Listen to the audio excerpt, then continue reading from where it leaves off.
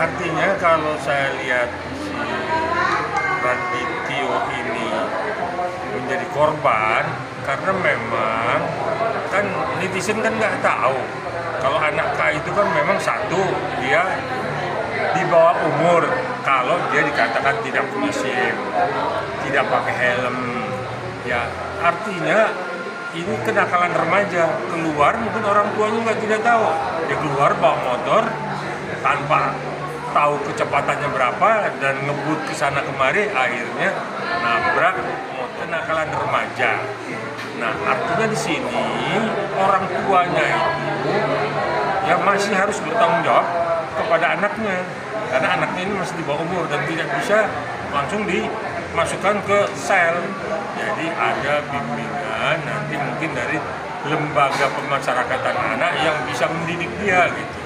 Nah, tetapi secara hukum ya dia memang harus bertanggung-jawaban. Cuman seperti apa? Karena dia di bawah umur. Gitu. Kalau dibilang nggak punya SIM, ya kenapa dia tidak punya helm? Karena dia memang belum waktunya membawa kendaraan bermotor sekalipun itu roda 2 ya.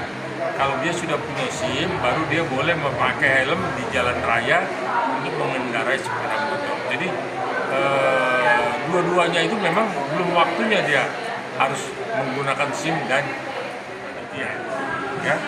Jadi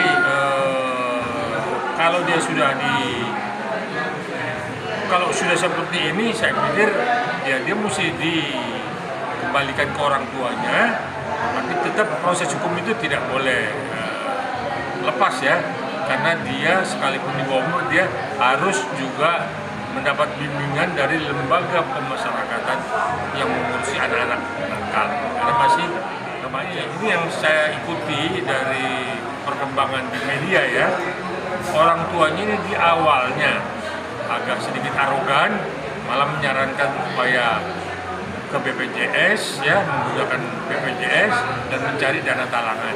Itu saya pikir tidak tepat. Itu ucapan yang salah sebagai orang tua. Nah, ketika anaknya sudah ditetapkan sebagai tersangka, baru dia pura-pura kooperatif. Nah, ini orang tua yang tidak baik. Karena kenapa saya bilang tidak baik? Pertama, dia sama anaknya pun kurang mendidik. Ya. Itu kan juga bisa pendidikan agama, pendidikan moral. Sekalipun kita nggak tahu di sekolahnya dia seperti apa. Jangan-jangan brutal juga, berandalan juga. Maka seperti itu kelakuannya. Nah, itulah orang tuanya ini harus memang kalau sudah lihat anaknya seperti itu dan membuat juga kecelakaan di luar yang mengakibatkan orang juga kecelakaan akhirnya meninggal. Nah, orang tuanya mesti kooperatif, nggak arogan, nggak usah nyebut-nyebut BPJS, kooperatif mendekati keluarga korban. Nah, itulah sebenarnya orang tua K ini mesti menghubungi keluarga Dito, mendekati keluarga Dito supaya seperti apa penyelesaian kekeluargaan. Mungkin nanti ada pertimbangan hukum kalau dia memang ada penyelesaian, ada perdamaian antara keluarga korban dengan keluarga si. Kalau pasalnya pasal anak-anak remaja, anak-anak nakal lah ya, artinya pasalnya ya saya pikir masih pasal karet ini, karena memang mau dilihat dari mana, dari SIM-nya kan dia memang itu nggak mau menggunakan SIM, helm apalagi kan ya, tapi dia udah pakai motor keluar dia. Saya rasa biarlah polisi lalu lintas yang menentukan pasalnya, tapi saya sebagai praktisi hukum melihat ini dia belum bisa dikenakan pasal gitu. Pasal kenakalan remaja, tapi ada juga perlindungan terhadap anak-anak. Ini kan masih termasuk anak-anak yang perlu dilindungi oleh hukum. Jadi tidak dilepas begitu. Ya artinya Komnas Anak juga memang haruslah ya, harus memang memonitor ini dan mengarahkan ya, karena tidak boleh lepas tangan. Komnas Anak, orang tua dari K ini mesti kooperatif ya, lakukan pendekatan kepada keluarga korban ya, supaya memang keluarga korban tidak merasa anaknya sudah meninggal, tetapi anak yang mencelakakan anaknya itu justru arogan dan sombong. Saya pikir itulah yang bisa saya sampaikan. Mudah-mudahan ini ada jalan keluarnya untuk bisa mereka berdamai ya, sekalipun proses hukum dari Sika itu tidak bisa lepas dari jeratan hukum, tetapi di bawah perlindungan undang-undang anak itu. memang harus diadili dan orang tuanya dapat digugat oleh pihak keluarga ya untuk bertanggung jawab. Dasarnya ya pasal 1367 ayat 1 dan ayat 2 KUHP. Ya kan kita juga ngebayangkan ya begitu sedihnya orang ditabrak ya sampai meninggal, biaya pengobatannya besar, yang paling parah kan biaya membesarkan orang yang meninggal tersebut itu kan. Itu maksud saya. Jadi itu proses harus berjalan. Dan saya kurang pendapat walaupun untuk anak itu ada restorasi justice ya. Artinya dapat didamaikan gitu loh, dapat didamaikan, tidak menempuh jalur hukum. Namun kalau sampai korban nyawanya hilang, menurut saya ya diabaikanlah restorasi justice itu kan, biarkan dia mengikuti hukum yang ada.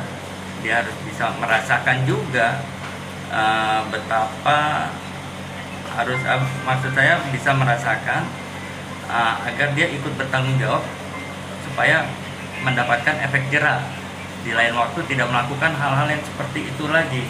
Di lembaga perlindungan khusus anak juga dia akan dapat pembinaan yang tidak mengganggu pendidikannya dan sebagainya. Kalau memakai BPJS itu kan sudah otomatis ya.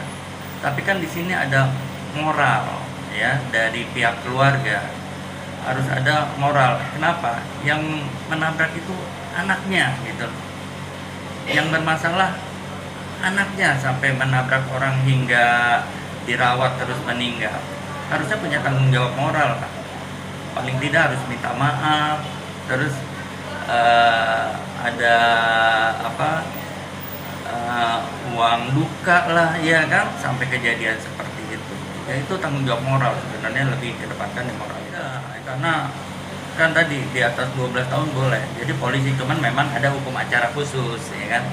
Misalnya polisi tidak menggunakan seragam kepolisian, terus hakim tidak memakai toga, memakai kemeja biasa seperti itu. Jadi seakan-akan anak itu tidak mengalami proses peradilan.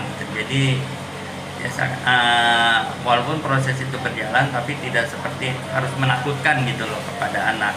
Ada hukum acara khususnya. Contohnya tadi kan kayak pakaian itu tidak pakaian kepolisian dalam menyidik. Terus dalam sidang juga harus tertutup, tidak boleh orang tahu kan. Terus hakimnya juga tidak menggunakan baju toga hakim, tapi menggunakan kemeja biasa. Kalau CCTV kan nanti ada keterangan ahli forensik, apakah betul itu CCTV melihat merekam kejadian yang sebenarnya ya, kayak motornya nanti kan ada forensiknya, orang itu juga nanti ada forensiknya, sehingga nanti diperkuat dengan keterangan ahli-ahli forensik. Kalau anak itu ya maksimal itu kalau saya tidak salah sebatas pengetahuan saya itu 3 tahun 6 bulan ya kalau tidak salah ya, seperti itu. Hukuman terberatnya itu 3 tahun. Yang terlibat itu yang mengendalikan ya.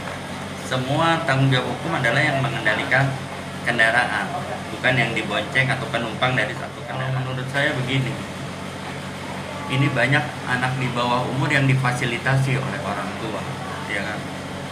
Mereka diberikan kendaraan seperti motor atau mobil untuk mempermudah mereka sekolah ya. Padahal itu belum layak, ya, karena emosinya pun belum stabil ya.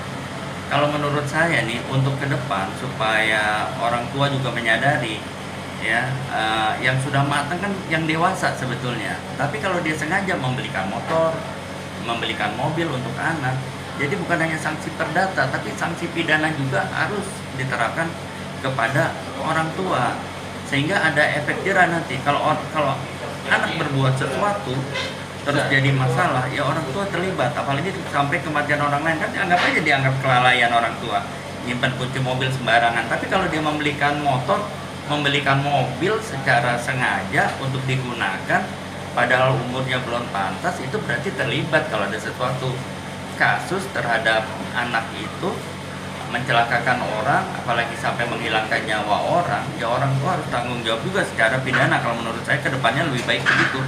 Semoga dengan ada tanggung jawab pidana kepada orang tua, ada efek jerah Nah, akhirnya orang tua tidak mudah membelikan kendaraan, memfasilitasi anak untuk berangkat ke sekolah ya, atau untuk bermain-main gitu kan di luar sekolah, yang agar orang tua merasa khawatir kalau ada apa-apa dia akan tersangkut secara pidana maupun perdata.